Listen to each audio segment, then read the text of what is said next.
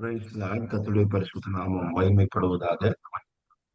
இந்த நாளிலும் இந்த இரவு ஜெபத்திலே உங்களோடு இணைந்து கொள்ள ஆண்டவர் தந்த வாய்ப்புக்காக நான் ஆண்டவரை ஸ்தோத்திரிக்கிறேன்.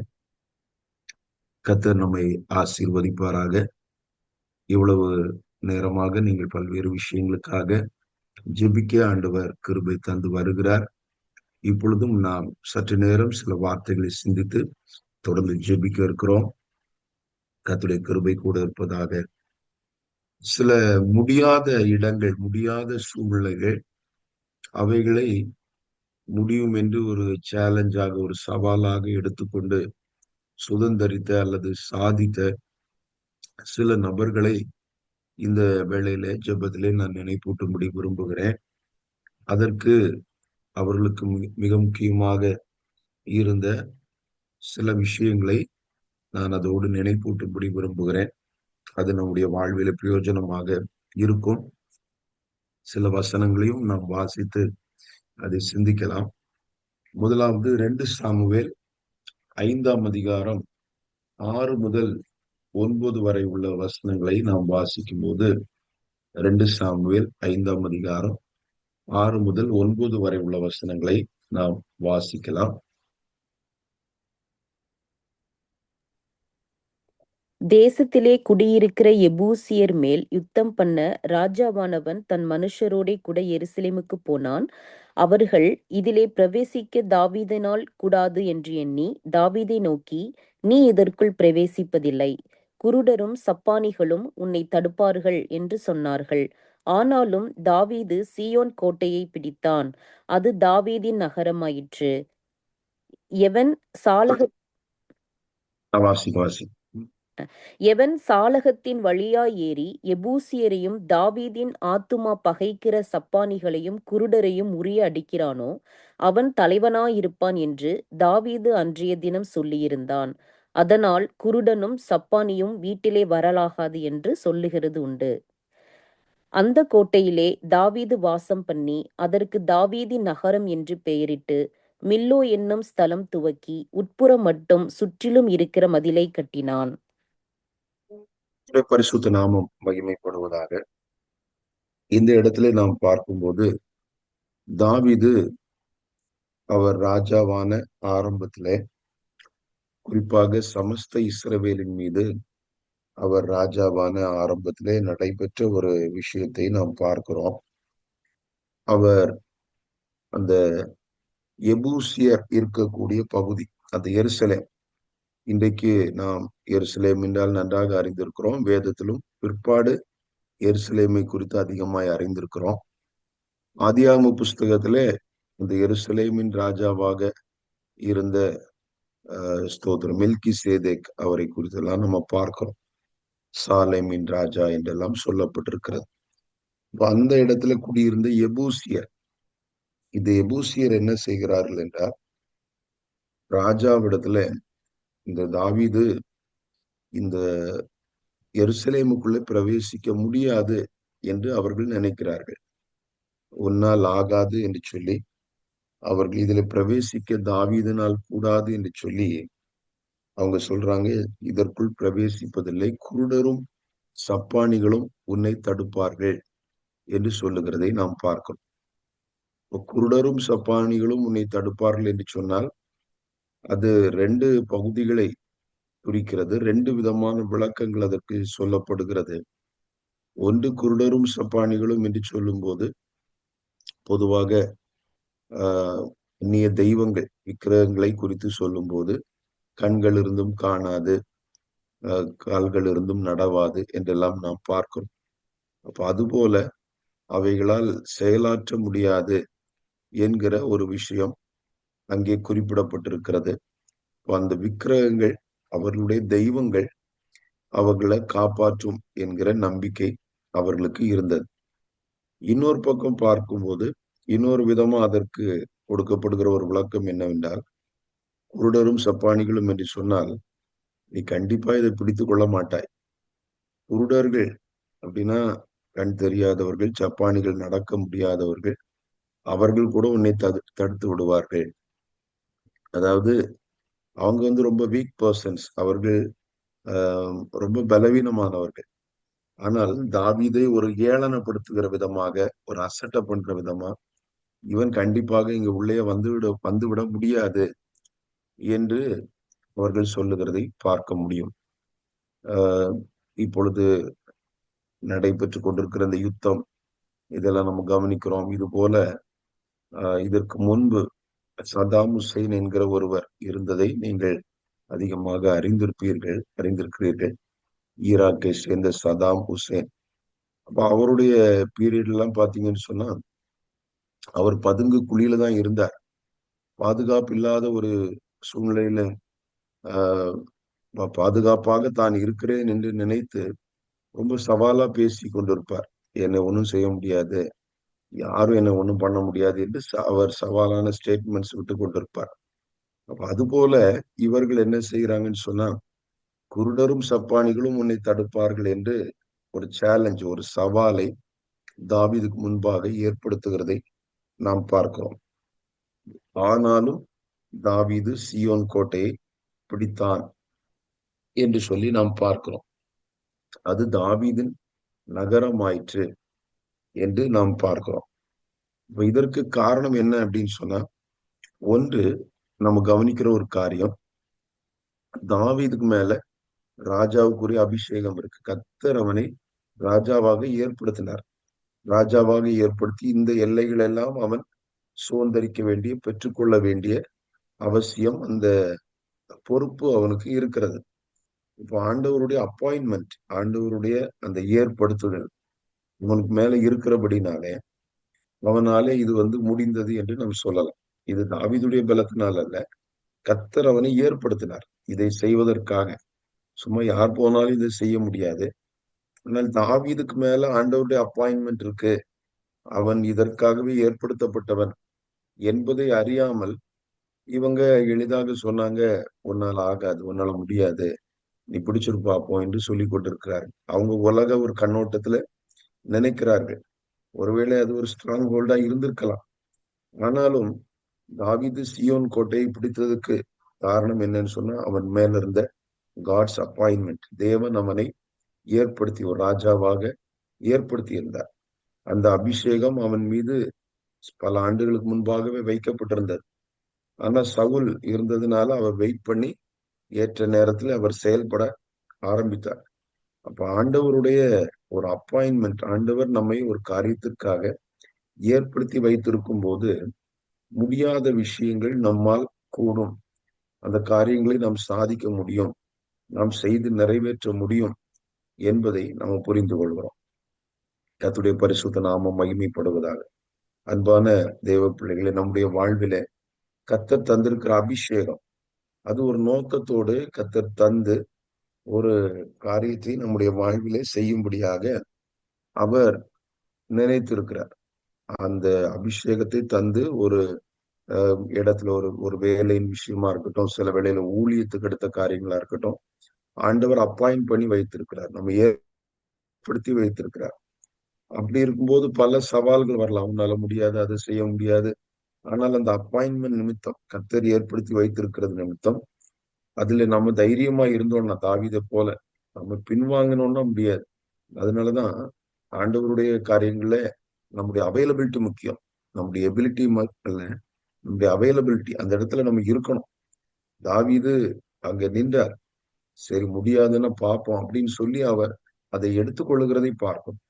அதுபோல நம்முடைய வாழ்விலும் சவாலான விஷயங்கள் வரும்போது அந்த சவாலை நம்ம எடுத்துக்கொண்டு அந்த இடத்துல நிற்கும் போது, ஆண்டவர் நம்மை அந்த விஷயத்துக்காக ஏற்படுத்தி இருப்பது உண்மையானால், அப்பாயின்மெண்ட் இருக்குமானால், இந்த அபிஷேகம் நம் மீது இருக்குமானால், கண்டிப்பாக அதை சுதந்திரிக்க முடியும் என்பதை நம்ம பார்க்கணும்.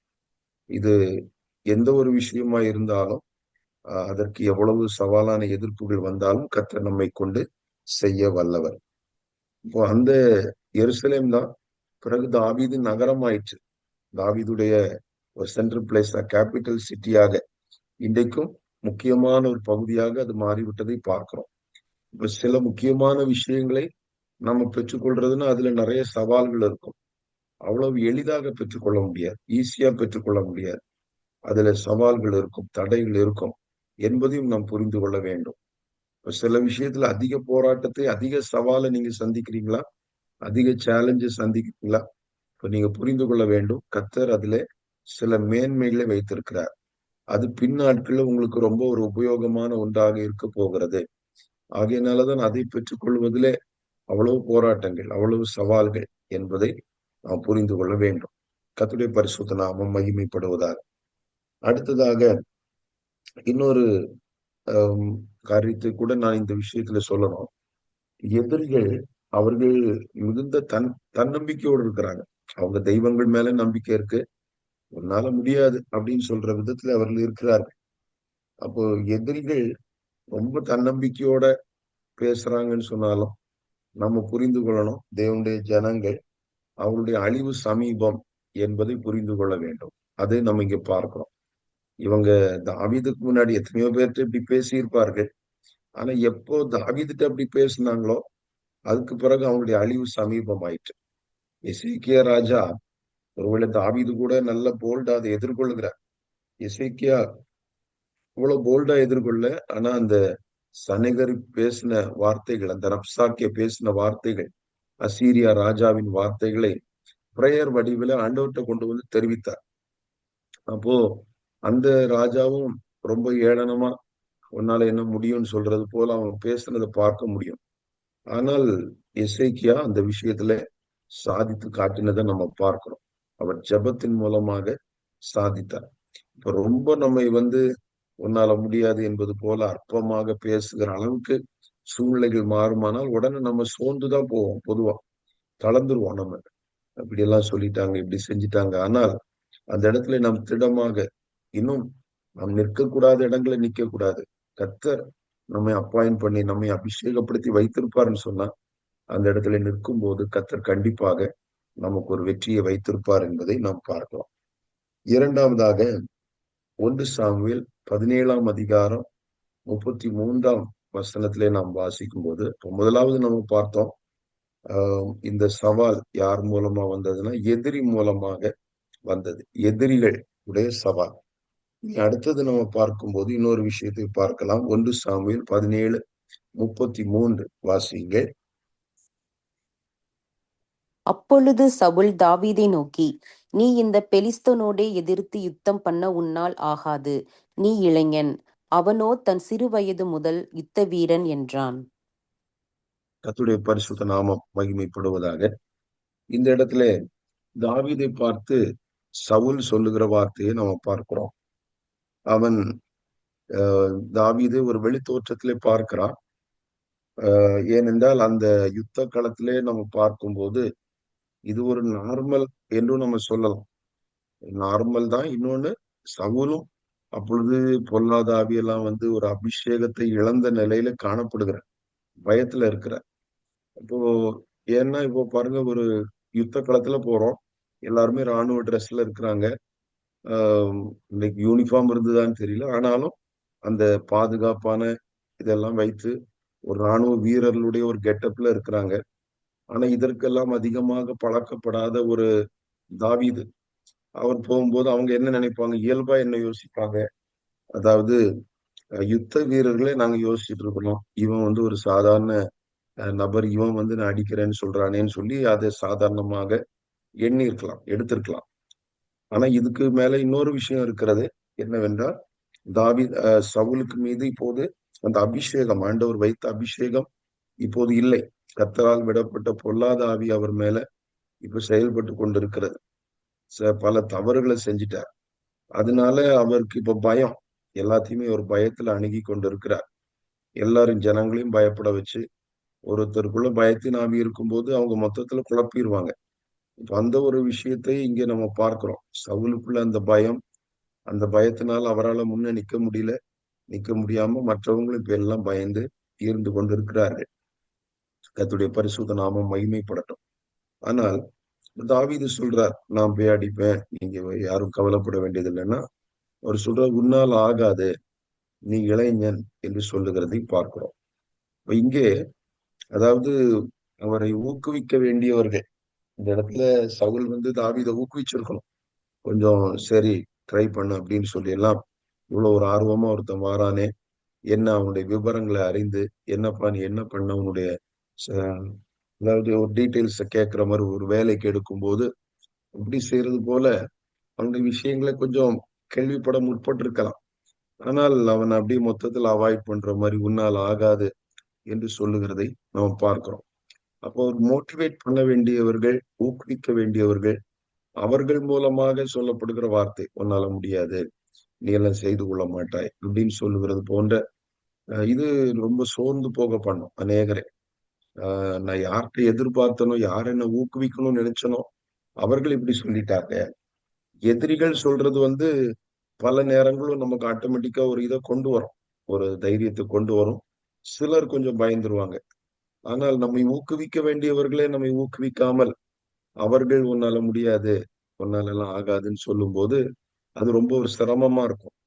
ஆனால் தாவீதை நம்ம பார்க்கும்போது அவர் உடனடியாக அதுக்கு ஆன்சர் சொல்றதை நம்ம பார்க்கிறோம். அவர் என்ன சொல்றாருன்னா, உம்முடைய அடியான் ஆடுகளை மேய்த்து கொண்டிருந்த போது ஒரு விசை சிங்கமும் ஒரு விசை கரடியும் வந்தது அப்படின்னு சொல்லி அந்த பாஸ்ட் எக்ஸ்பீரியன்ஸ், அவரை ஆண்டவர் ஏற்கனவே நடத்தி வந்த அந்த விஷயங்களை உடனடியாக அவர் ஆன்சரா சொல்றதை நம்ம பார்க்கணும். இப்ப இங்கே ஒரு இதை மேற்கொள்வதற்கு தாவீது பயன்படுத்தின ஒரு மெத்தட் என்ன அப்படின்னு சொன்னா, அவர் அந்த பாஸ்ட் எக்ஸ்பீரியன்ஸ அவர் சொல்லுகிறார். இப்ப இது நான் எப்படி சொல்ல விரும்புகிறேன் என்றால், தாவீது கர்த்தர் அவருடைய வாழ்விலே செய்த விஷயங்கள், கர்த்தர் செய்த காரியங்கள், கர்த்தர் செய்ததை குறித்தும், அடுத்தது செய்ய போவதை குறித்தும் அவர் சொல்றார். இந்த பெலிஸ்தனும் அவைகளில் ஒன்றை போல் இருப்பார், இவனையும் ஆண்டவர் ஒப்பு கொடுப்பார். கர்த்தர் செய்ததை குறித்தும் செய்ய போவதை குறித்தும் ஒரு அறிவு தாவீதிடத்துல இருந்தது என்பதை நம்ம பார்க்கிறோம். இந்த அறிவு இந்த சேலஞ்ச எடுத்துக்கொள்வதற்கு, இந்த சவாலை எடுத்து இல்ல அதுக்கு சரியா ரெஸ்பாண்ட் பண்ணி, ஏன்னா இவர்கள் கட்டுப்படுத்தும் போது தாவீதால செயல்பட முடியாது. அவங்க அவங்கதான் ஊக்குவிக்கணும், அவங்க இடம் கொடுத்தாதான் தாவீதால செயல்படவே முடியும். இப்போ சவுல் சொல்லியிருந்தான்னு வைத்துக் கொள்ளுங்களேன், இல்ல உன்னால முடியாது, இவன் வேண்டாம் என்று ஒரேடியா சொல்லிட்டாருன்னா ஒண்ணும் செய்ய முடியாது தாவீது. ஏன்னா அந்த பெர்மிஷன் கொடுக்க வேண்டிய, அனுமதிக்க வேண்டிய ஒரு நிலையில சவுல் இருக்கிறார். அப்ப இது போன்ற ஒரு கட்டத்துல தாவீது ஆண்டவர் அவருடைய வாழ்வில் ஏற்கனவே செய்த விஷயங்கள், செய்த காரியங்களை எடுத்து சொல்லுகிறத பார்க்க ஒரு சாட்சியாக அறிவிக்கிறார். கர்த்தர் செய்ததை குறித்தும் செய்ய போவதை குறித்தும் இனி என்ன செய்வார் அப்படின்னு சொல்லுகிற ஒரு விஷயத்த நம்ம பார்க்கிறோம். இப்ப தேவனை குறித்த அறிவு நமக்குள்ள எவ்வளவாக இருக்கிறது என்பது மிக முக்கியமான விஷயம். அதை தாவீது இடத்துல நம்ம பார்க்கிறோம். நம்முடைய வாழ்விலே கர்த்தர் நல்லவர் என்பதை ருசித்து பாருங்கள் என்று சொல்வது போல அநேக விஷயங்களை நாம் கர்த்தரை குறித்து அறிந்திருக்கிறோம். கர்த்தரை குறித்து கர்த்தர் நம்முடைய வாழ்வில் அநேக விஷயங்களை செய்திருக்கிறார். ஒவ்வொருவரும் அப்படி நம்ம ரீகால் பண்ணி பார்ப்போம்னா ஆஹ் அநேக விஷயங்களை கர்த்தர் நமக்கு அற்புதம் செய்திருக்கிறார். வேலைகளின் விஷயங்களா இருக்கட்டும், நம்முடைய பிள்ளைகளுக்கு எடுத்த காரியமா இருக்கட்டும், சரீர சுகத்துக்கு எடுத்த விஷயமா இருக்கட்டும், சந்தித்த பல்வேறு நெருக்கடிகள்.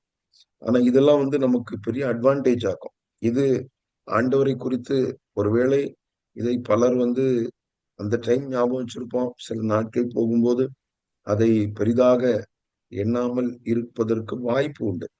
ஆனால் கர்த்தர் உபாகம புஸ்தகத்துல அவங்களுக்கு சொல்லுவார், இஸ்ரவேல் ஜனங்களுக்கு நீ மறக்க கூடாது, மறவாதபடிக்கு எச்சரிக்கையாயிரு. இதை நம்ம மறக்க கூடாது. இதெல்லாம் நமக்கு முக்கியமான விஷயங்கள். ஆண்டவர் நமக்கு செய்த காரியங்களை we have to cherish it. அதை ரொம்ப ஒரு முக்கியமான விஷயமா நம்ம வைத்து அதை நாம எண்ண வேண்டும். கர்த்தருடைய நாமம் மகிமைப்படட்டும். அதை எளிதிலே மறக்கிறவர்களா இருக்கக்கூடாது. அப்படி இருந்ததுன்னு சொன்னா அடுத்தது ஒரு சூழ்நிலை வரும்போது இதை நாம் ரீகால் பண்ணி, ஆண்டவர் இப்படி எல்லாம் செய்திருக்கிறார், இன்னும் செய்வார் என்கிற நம்பிக்கை நமக்கு ஏற்படுவதற்குரிய வாய்ப்பு அதிகமாக இருக்கிறது. கர்த்தருடைய பரிசுத்த நாமம் மகிமைப்படட்டும்.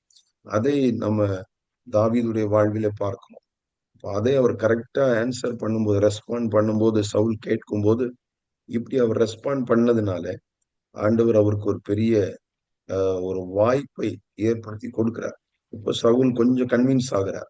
இத தாவீது சொன்ன உடனே சரி நம்ம அப்ப அவனுக்கு ஒரு வாய்ப்பு கொடுத்து பார்ப்போம் அப்படின்னு சொல்லி, அதுவும் இந்த பொல்லாத ஆவியினால அடிக்கடி பிடிக்கப்பட்டு பயத்தின் ஆவி இதெல்லாம் இருக்கிற ஒரு நபரை தாவீது இப்படிப்பட்ட வார்த்தைகளை சொல்லி கன்வின்ஸ் பண்ணதை நம்ம பார்க்கிறோம். அப்போ தேவன் நம்முடைய வாழ்வில செய்த விஷயங்கள் அந்த சாட்சியா நம்ம சொல்றோம் பாருங்களேன். தேவையான இடத்துல நம்ம சொல்லும் போது, அதுவும் இப்படி மட்டுப்படுத்தப்படுகிற இடங்கள்ல அவைகள் நமக்கு வந்து ஒரு பேர் உதவியாக இருக்கும். அது நம்முடைய பெருமைக்காக அல்ல, மேட்டிமைக்காக அல்ல, ஆண்டவருடைய நாம மகிமைக்காக, இன்னும் நாம் செய்ய வேண்டியதை செய்வதற்கு ஒரு வாய்ப்பு உருவாவதற்காக அதை நம்ம பயன்படுத்தணும்னா, கண்டிப்பாக அது ஒரு பேர் உதவியாக இருக்கும். அது இன்னும் நாம் அடுத்த கட்டமாய் செயல்படுவதற்கு ஏதுவாய் இருக்கும்.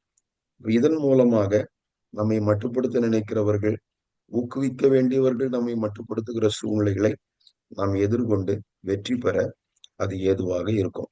கர்த்தருடைய பரிசுத்த நாமம் மகிமைப்படுவதாக.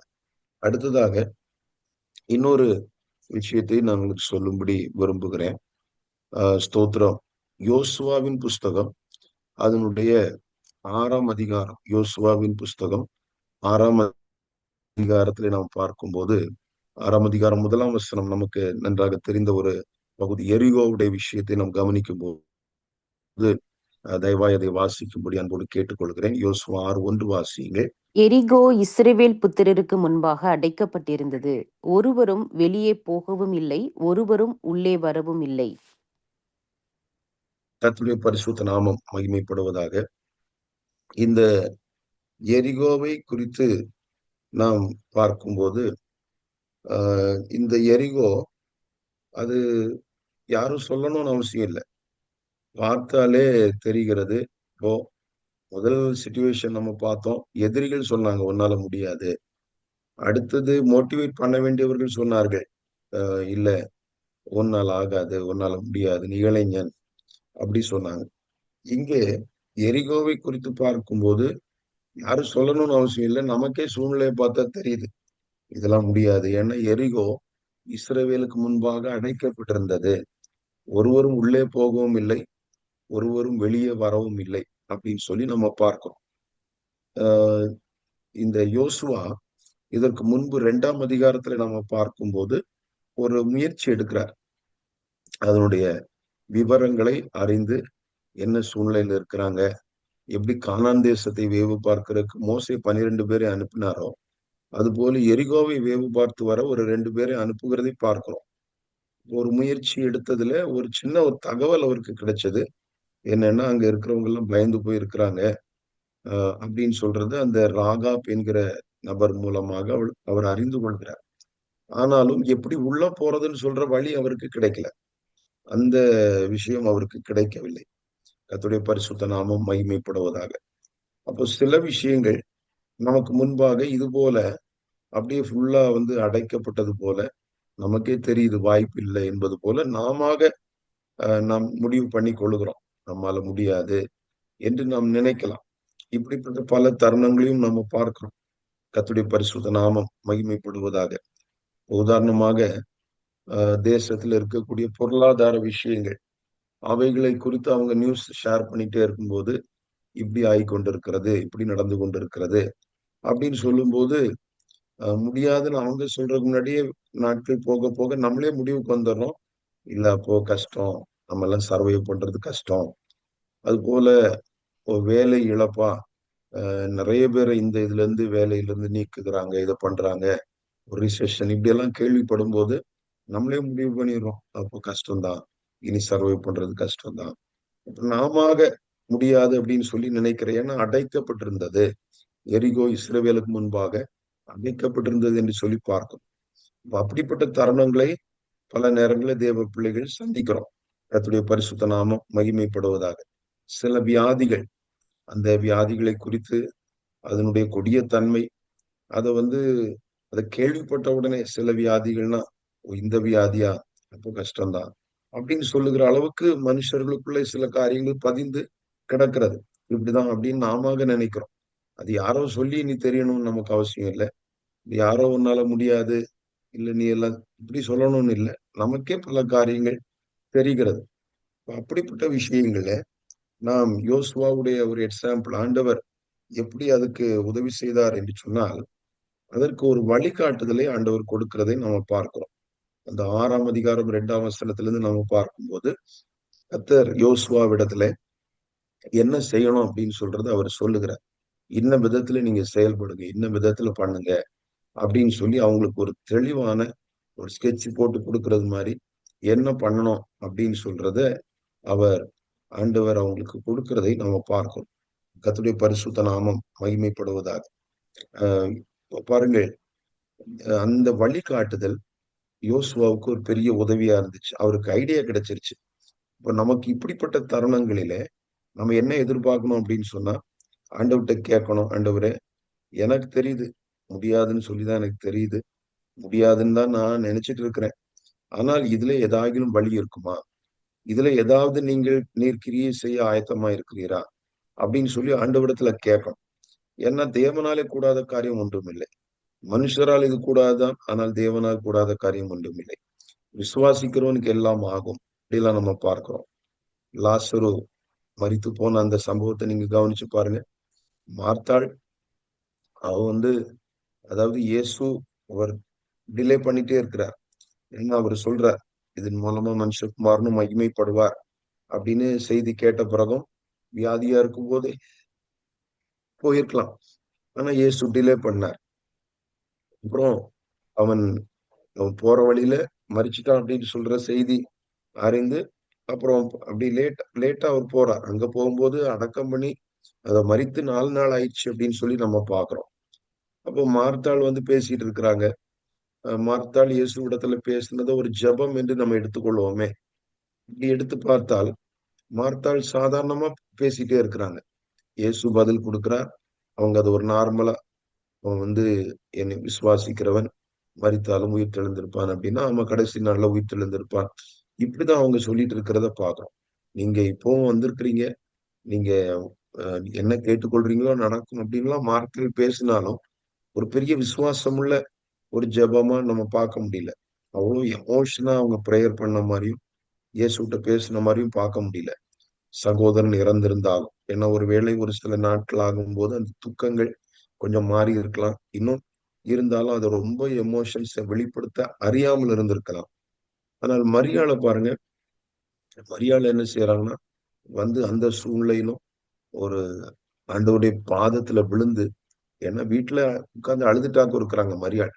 யூதர்கள்லாம் உட்கார்ந்து ஆறுதல் படுத்திட்டு இருக்கிறாங்க. நீங்க அது முன் வசனங்கள்லாம் படிச்சு பார்த்தீங்கன்னா, யோவான் 11ஆம் அதிகாரத்திலே அதை நீங்கள் அறிந்து கொள்ள முடியும். அப்போ அவ்விதமாக அந்த சூழ்நிலைகள் இருக்கிறத நம்ம பார்க்கிறோம். யோவான் 11ஆம் அதிகாரத்திலே. அப்போ இவருடைய வீட்டில இருந்து ஆறுதல் சொல்ல வந்த யூதர்கள் என்று நம்ம பார்க்கிறோம். அவர்கள் ஆறுதல் படுத்திட்டு இருக்கிறாங்க. அப்படி இவ எந்திரிச்சு போகும்போது, "கல்லறை கிட்ட போய் அழப் போறா" அப்படின்னு சொல்லி தான் எந்திரிச்சு போறாங்க. அப்படியானால் அவ்வளவு தூரம் அவ ரொம்ப துக்கத்துல இருக்கிறா.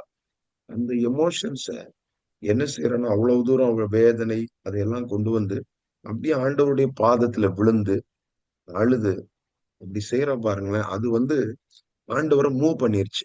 ஆண்டவர வந்து இன்னும் கொஞ்சம் வேகப்படுத்தினது. அவர் அற்புதம் செய்யறதுக்கு தான் வந்திருக்கிறார். அவர் வந்து அங்கே உயிரோடு எழுப்புறதுக்கு தான் வந்திருக்கிறார். ஆனால் இவள் செய்த அந்த காரியம் இயேசுவை கொஞ்சம் கூட வேகப்படுத்திருச்சு. கர்த்தருடைய பரிசுத்த நாமம் மகிமைப்படட்டும். பல நேரங்கள்ல நம்முடைய எமோஷன்ஸ், எல்லாருக்கும் ஒரு உணர்ச்சி, வேகம் இவைகள்லாம் வருகிறது. உணர்ச்சி வசப்படுறோம். கண்ணீர் வருது. சில காரியங்கள நினைக்கும்போது ரொம்ப துக்கமா இருக்கு. ஆனா அதையெல்லாம் நம்ம வேற யார்ட்டயோ ஷேர் பண்ணி அப்படி விட்டுர்றோம். இல்லாவிட்டால் சாதாரணமா ஆண்டவர்ட்ட சொல்லிட்டு, அவ்வளோ எமோஷனலா அத நம்ம வெளிப்படுத்த தவறி விடுகிறோம். ஆனால் மரியாள் பாருங்களேன், ஆண்டவர மூவ் பண்ற விதமாக அப்படி பாதத்துல விழுந்து, அழுது, உடனே இயேசு வேகப்படுறார். கண்ணீர் வந்துருச்சு. அவருக்கு அவள் அழுகிறதையும், அவளோட கூட யூதர்கள் அழுகிறதையும் பார்த்தபோது, அவருக்கு ஆவியில கலங்கி துயரமடைந்து, "அவனை எங்கே வைத்தீர்கள்ன்னு?" கேட்கிறார். இயேசு கண்ணீர் விட்டார். அப்படின்னு சொல்லி நம்ம பார்க்கிறோம். அப்போ ஒரு மூவ் பண்ண இயேசுவை மூவ் பண்ண, இன்னும் செயல்பட வைத்த ஒரு பிரேயர், ஒரு காரியத்தை அவள் ஏறெடுத்ததை நம்ம பார்க்கிறோம். கர்த்தருடைய பரிசுத்த நாமம் மகிமைப்படுவதாக. இப்ப நம்முடைய வாழ்விலே சில இடங்கள்ல சில வழிகாட்டுதலை நாம் பெற்றுக்கொள்வதற்காக ஆண்டவருடைய பாதத்தை அதிகமாக ஆண்டவருடைய பாதத்துல விழுந்து ஒரு வழிகாட்டுதல், ஆண்டவர் ஒரு வழியை காட்டணும், ஆண்டவர் இத எனக்கு ரூட்ட தரணும், நானே என்னாலே முடியல அப்படின்னு சொல்ற ஒரு கட்டத்திலே நான் இருக்கிறேன். ஆனால் நீர் உம்மால முடியும் அப்படின்னு சொல்லுகிற ஒரு நம்பிக்கையோடு அவருடைய சமூகத்திலே நாம் பாதத்துல விழும்போது ஆண்டவர் அங்கே சில கிரியைகளை செய்வார் என்பதை நம்ம பார்க்கிறோம். ஆண்டவர் லாசருவை உயிரோடு எழுப்பினார் என்பதை நம்ம பார்க்கிறோம். அதே போல யோசுவாவுக்கு அந்த எரிகோ விஷயத்துல ஆண்டவர் ஒரு வழியை ஏற்படுத்தி கொடுத்து, இந்த மாதிரி செய்ய 6 நாள் ஒவ்வொரு முறை சுற்றி வரணும், 7வது நாள் 7 முறை சுற்றி வரணும், ஆர்ப்பரிக்கணும், எக்காலம், இதெல்லாம் அவங்க சொல்லி கொடுக்கிறத பார்க்கிறோம். அதை செய்த போது அந்த அடைக்கப்பட்டிருந்த எரிகோவை அவர்கள் பிடித்து கொண்டார்கள். இல்லைன்னா அவங்களுக்கு வழி தெரிஞ்சிருக்காது, என்ன பண்ணணும்னு தெரிஞ்சிருக்காது. காட்ஸ் கைடன்ஸ், ஆண்டவருடைய வழிகாட்டுதல் நமக்கு தேவை. கடைசியாக ஒரு காரியத்தை சொல்லி நான் முடிக்கிறேன். இதே விஷயத்துல இப்ப நம்ம பார்த்ததிலேயே கிதியோன், நியாயாதிபதிகள் 6ஆம் அதிகாரம் 1-2 வசனங்களை கூட நம்ம பார்க்கும்போது அங்கேயும் அதே மாதிரிதான். கிதியோன் அவரே சொல்லிட்டு இருக்கிறார். அதாவது யோசுவா இந்த பார்த்தா தெரியுது, சூழ்நிலை பார்த்தா தெரியுது, அவர் முடியாது அப்படின்னு சொல்ற மாதிரி அந்த சூழ்நிலையை பார்த்தா தெரியுது, அடைக்கப்பட்டிருக்கு. இங்க கிதியோனுடைய விஷயத்துல கிதியோனே ஆண்டவர் இது பண்ணதுக்கு அப்புறமும் அவர் என்ன செய்யறாருன்னு சொன்னா, முடியாது அப்படின்னு சொல்ற மாதிரி ஒரு மனப்பான்மையில் இருக்கிறார். ஆண்டவர் இருந்தாருன்னா, கூட இருந்தாருன்னா, பராக்கிரமசாலிய கர்த்தர் உன்னோட இருக்கிறாருன்னா, சூழ்நிலைகளை இதெல்லாம் பார்த்தா அவரால் ஏற்றுக்கொள்ள முடியவில்லை, நம்ப முடியவில்லை. கர்த்தருடைய பரிசுத்த நாமம் மகிமைப்படுவதாக. ஆனால் மீண்டும் மீண்டும் ஆண்டவருடைய அந்த வார்த்தை வரும்போது, உன்னை அனுப்புகிறவர் நான் அல்லவா, நீ ஒரே அவங்கள மீதியானியரை ஒரே இதை போல முறியடிப்பா, இப்படியெல்லாம் சொல்லும்போது அவனுக்குள்ள கொஞ்சம் நம்பிக்கை பிறக்கிறது. சரி, ஒரு ட்ரை பண்ணி பார்ப்போம். முதல்ல அவன் நம்பவில்லை, ஏற்றுக்கொள்ளவில்லை. அப்போ வார்த்தைகள் அடுத்தது நம்ம பார்க்கும்போது கர்த்தருடைய வார்த்தை வழிகாட்டுதல், ஒண்ணு கைடன்ஸ், அது போன்ற ஒரு விஷயம்தான் கர்த்தருடைய வார்த்தை. ஆண்டவருடைய வார்த்தை நம்ம என்ன செய்யுதுன்னு சொன்னா செயல்பட வைக்கிறது. சில விஷயங்கள்ல நம்ம சூழ்நிலைகளை பார்த்து இன்னும் அந்த போற போக்க பார்த்து நம்ம நினைச்சிடறோம், முடியாது அப்படின்னு சொல்லி நம்ம நினைக்கிற தருணங்கள் இருக்கிறது. ஏனென்றால் கிதியோனுடைய இதை யோசிச்சு பாருங்க. எல்லாம் அவர்கள் விளைச்சலை எல்லாம் இது பண்ணி அறுவடை கிடைக்கும் அப்படின்னு சொல்லி நினைக்கிற நேரத்துல மீதியானியர் இவங்க எல்லாம் அந்த அறுவடை எடுத்துட்டு போயிருவாங்க. அது எவ்வளவு பெரிய ஒரு கஷ்டமா இருக்கும் யோசிச்சு பாருங்க. அதை செய்து பார்க்கிறவங்களுக்கு தான் தெரியும் அது எவ்வளவு வேதனை. நாங்கள் சின்ன வயதுல இருக்கும்போது, கோயம்புத்தூர்ல நாங்கள் வளரும்போது எங்களுடைய வீட்டுல கொஞ்சம் வாடகைக்கு தான் ஒரு வீட்டுல இருந்தோம். ஆனால் அந்த வீட்டுல பாத்தீங்கன்னு சொன்னா நிறைய இடம் முன்பக்கம் இருந்தது அந்த வாடகை வீட்டுல. அப்போ அந்த இடத்தை நல்ல விதத்துல பயன்படுத்தி கொள்ளும்படி அந்த ஓனர் கேட்டிருந்ததுனால நாங்க சில விஷயங்களை, மரங்களை எல்லாம் வச்சு அப்படியெல்லாம் இது பண்ணியிருப்போம். அப்போ அப்பா அதுல கொஞ்சம் ஆர்வமா அந்த காரியங்கள்லாம் செய்வாங்க. வாழை மரங்கள் நிறைய இது பண்ணி அதற்கு தண்ணீர் எல்லாம் இது பண்ணி அதுக்குரிய ஏற்பாடுகள்லாம் செஞ்சு அருமையா பண்ணியிருந்தாங்க. அந்த வாழை மரங்கள் அது கிடைக்க வேண்டிய அந்த பழங்கள்லாம் கிடைக்க வேண்டிய நேரத்துல, இது பண்ண வேண்டிய நேரத்துல காற்று அடிச்சு அது எல்லாம் அப்படியே சாஞ்சு இருக்கும் பாருங்களேன். அவ்வளோ ஒரு வேதனையா இருக்கும், பார்த்தா அவ்வளவு கஷ்டமா இருக்கும். எல்லாமே சாஞ்சு கீழே இதாயிரும், விழுந்துரும். அப்போ அந்த பலனை பெற்றுக்கொள்ள முடியாது. அது மாதிரிதான் இந்த மீதியானியர்கள், அவர்கள் ஒரு ரிசல்ட்டை பார்க்க வேண்டிய நேரத்துல எப்போ ஒரு பலனை பெற்றுக்கொள்ளலாம்னு நினைக்கிறாங்களோ அப்படியே எல்லா அறுவடையும் எடுத்து போடும்போது ரொம்ப ஒரு வேதனையா அவர்களுக்கு இருக்கும். கர்த்தருடைய பரிசுத்த நாமம் மகிமைப்படுவதாக. இதனால் அதான் ஆனாலும் அவர் முயற்சி பண்ணிட்டு தான் இருக்கிறார். சரி, கிடைக்கிறத போய் ஆலைக்கு சமீபமாய் போரடிச்சு இப்படி எல்லாம் இது பண்றார். அந்த நேரத்துல அவருக்கு கர்த்தருடைய வார்த்தை வருகிறது. அவர் அதற்கு சில கேள்விகள் எல்லாம் கேட்கிறார். ஆனாலும் ஆண்டவர் சொன்னதுனால ஒரு ட்ரை பண்ணி பார்க்கிறார். உள்ளத்துல பயம் இருக்கு, சந்தேகம் இருக்கு, என்ன அடையாளங்கள் திருப்ப திருப்ப கேட்கிறார். அங்க போகும்போது கூட ஆண்டவர் சொல்றார், அந்த பாளையத்தை போய் பார்க்கணும், போய் பாருன்னு சொல்றார். போக பயப்பட்டாயானால் வேலைக்காரனாகிய பூராவை அழைத்து கொண்டு போ அப்படின்னு சொல்றத பாக்குறோம். இப்ப இதுவும் நம்முடைய வாழ்வில இருக்கிறது. நாம நிறைய காரியங்களை பார்த்தாச்சு, நான் ட்ரை பண்ணி பார்த்தாச்சு. நீங்க சொல்லின்ல எவ்வளவு விஷயங்கள் நான் ட்ரை பண்ணி பார்த்துட்டேன், ஆனா இப்படி எல்லாம் நான் சந்திச்சிருக்கிறேன் அப்படின்னு நம்ம சொல்லுவோம்னு சொன்னா, நம்மை தேடி மீண்டும் கர்த்தருடைய வார்த்தை வருகிறது. உன்னை அனுப்புகிறவர் நான் அல்லவா, பராக்கிரமசாலிய கர்த்தர் உன்னோடே கூட இருக்கிறார் அப்படின்னு சொல்லி ஆண்டவர் நம்மை மீண்டும் தைரியப்படுத்தி அவருடைய வார்த்தை நமக்கு நேரா வருமானால், அந்த வார்த்தை வல்லமை உள்ளது. ஏன்னா அந்த வார்த்தை சிருஷ்டிக்கிற வல்லமை உள்ளது என்பதை நாம் அறிந்திருக்கிறோம். அந்த வார்த்தையினாலதான் அண்ட சராசரங்களை அவர் படைத்தார். அந்த வார்த்தையினாலதான் தம்முடைய வல்லமை உள்ள வசனத்தினாலே தாங்குகிறார் என்று நம்ம பார்க்கிறோம். இந்த அண்ட சராசரங்கள் சிருஷ்டிப்புகளை அதை வச்சுதான் அவர் தாங்கி கொண்டிருக்கிறார், வழிநடத்தி கொண்டிருக்கிறார். அந்த வசனத்தை அனுப்பி குணமாக்குகிறார், அழிவுக்கு தப்புவிக்கிறார். சகல பிரஸ்தாபத்தை பார்க்கிறோம், அவருடைய வார்த்தையை அவர் மகிமைப்படுத்தி இருக்கிறார். இப்படிலாம் நம்ம பார்க்கணும். அந்த வார்த்தை நமக்கு நேராக புறப்பட்டு வரும்போது அந்த வார்த்தைக்கு நம்ம இம்பார்ட்டன்ஸ் கொடுப்போம், அதற்கு முக்கியத்துவத்தை கொடுப்போம். ஒருவேளை அதை தாண்டி நமக்குள்ள பயங்கள் அதெல்லாம் இருக்கலாம், ஆனா அந்த வார்த்தையை சொல்லிருச்சே, நம்ம செஞ்சு பார்ப்போம், லெட்ஸ் கிவ் அ ட்ரை, ஒரு முயற்சி செய்து பார்ப்போம்னு சொல்லி நம்ம முயற்சி செய்யும் போது கண்டிப்பாக அந்த வார்த்தையை சொல்லுகிற தெய்வம் நம்முடைய வாழ்வில சில கிரியைகளை செய்வார். முடியாது என்று நினைக்கிற இடங்கள்ல பாருங்க, கிதியோன் அப்படிதான் நினைச்சிட்டு இருந்தார். ஆனால் அந்த வார்த்தையை பிடித்து கொண்டு அவர் செயல்பட்ட போது தயங்கி தயங்கி தான் செயல்பட்டார். பயந்த அந்த தகப்பனுடைய அந்த விக்கிரக இதெல்லாம் அகற்ற போகும்போது நைட்டு தான் போய் பண்றார். ஒவ்வொன்றிலையும் கொஞ்சம் பயமும் இருந்துச்சு, ஆனா கொஞ்சம் ஞானமா விவேகமா இப்படி எல்லாம் செயல்பட்டதை நம்ம பார்க்கிறோம். ஆனால் எப்படியும் ஒரு பெரிய வெற்றி கிடைச்சதை நம்ம பார்க்கிறோம். இந்த மீதியானியர்கள் எல்லாம் அவர் போய் அடிச்சாருன்னு சொல்றதை விட ஆண்டவர் சொன்ன வார்த்தையை மாத்திரம் செய்த போதே அவருக்கு வெற்றி கிடைத்ததை நம்ம பார்க்கிறோம். சில வேளைகள்ல இதெல்லாம் நம்மளால முடியாதுன்னு நம்ம நினைப்போம், ஆனா ஆண்டவருடைய வார்த்தைக்கு நம்ம கீழ்ப்படியும் போது சில கிரியைகள் கண்டிப்பாக நடக்கும் என்பதிலே சந்தேகம் இல்லை. ஆகையினாலே அன்பான தேவ பிள்ளைகளே, நம்முடைய வாழ்விலே முடியாது என்கிற அந்த தருணங்கள், முடியாது என்று நினைக்கிற சில சவாலான சூழ்நிலைகள், அந்த விஷயத்துல ஒரு 4 காரியங்களை நம்ம பார்த்தோம்.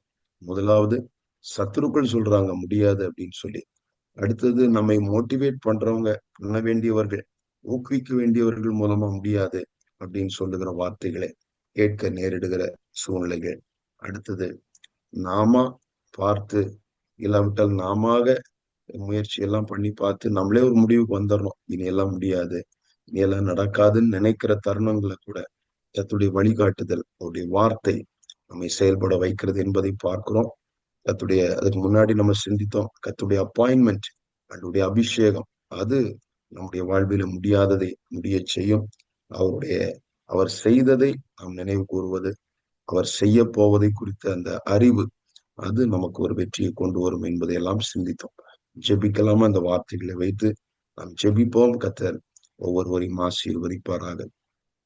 தேவ கிருபை கூட இருந்து வழி நடத்துவதாக. ஹalleluya, ஹalleluya. பரிசுத்தம் நிறைந்த பரலோக தேவனை, இயேசுவின் நாமத்தினாலே நாங்கள் உம்மை நோக்கி பார்த்து ஜெபிக்கிறோம். நீர் எவ்வளவு நல்லவர், எவ்வளவு ஆச்சரியமான தேவனப்பா. ஆண்டவரே, எங்களோடு இடைப்பட்ட உங்களுடைய தயவுக்காக ஸ்தோத்திரம்.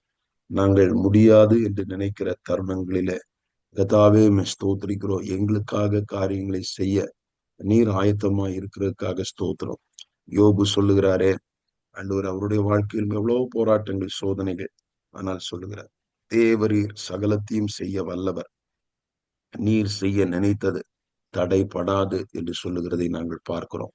அதுபோல கர்த்தாவே ஸ்தோத்திர, சில சிச்சுவேஷன், சில சூழ்நிலைகள் நாங்களே ஆண்டவரே ஸ்தோத்திரிக்கிறோம், பல்வேறு காரியங்கள்னால முடியாது என்கிற ஒரு கட்டத்துக்கு வந்து விடுகிறோம்.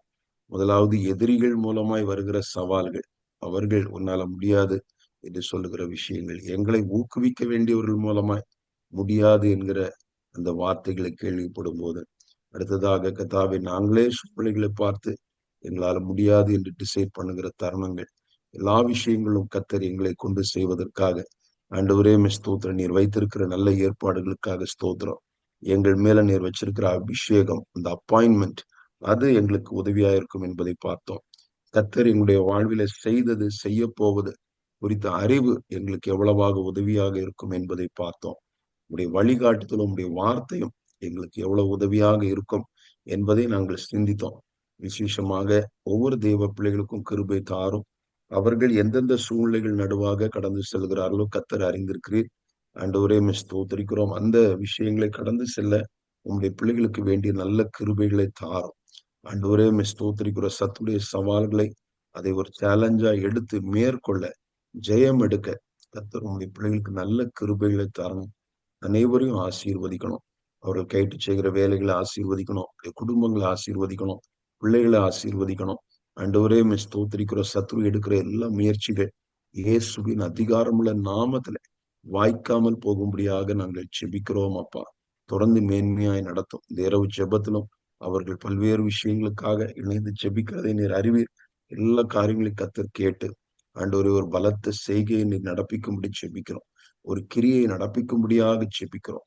நான் உன்னோட கூட இருந்து செய்கிற காரியம் பயங்கரமா இருக்கும். பூமி எங்கும் எந்த ஜாதிகளிடத்திலும் செய்யப்படாத அதிசயமான காரியங்களை உன் ஜனங்கள் எல்லாரிடத்திலும் செய்வேன் என்று மோசையோடு சொன்ன தேவன், நான் உனக்கு சொன்னதை செய்யும் அளவும் உன்னை கைவிடுவதும் இல்லை என்று சொல்லி யோசுவாவோடு சொன்ன தேவன், உடைய பிள்ளைகளுடைய வாழ்விலே கத்தர் என்ன செய்ய சுத்தமா இருக்கிறீரோ, அவள் எதற்காக தெரிந்து கொண்டீரோ, அழைத்தீரோ, அந்த நோக்கங்கள் நிறைவேற கத்தர் உதவி செய்யும். இந்த உலகத்தின் சம்பவங்கள் நீர் சீக்கிரமாய் வரப்போகிறீர் என்பதை எங்களுக்கு தெரியப்படுத்திக் கொண்டே இருக்கிறது. உம்மை சந்திக்க நாங்கள் எல்லாரும் ஆயத்தப்பட கத்தர் கிருபை செய்யணும். பரிசுத்தப்படுத்தி நீ காத்துக் கொள்ளும்படியாக செபிக்கிறோம். எங்களுக்கு கத்தர் கிருபைகளை தந்து நடத்தும்.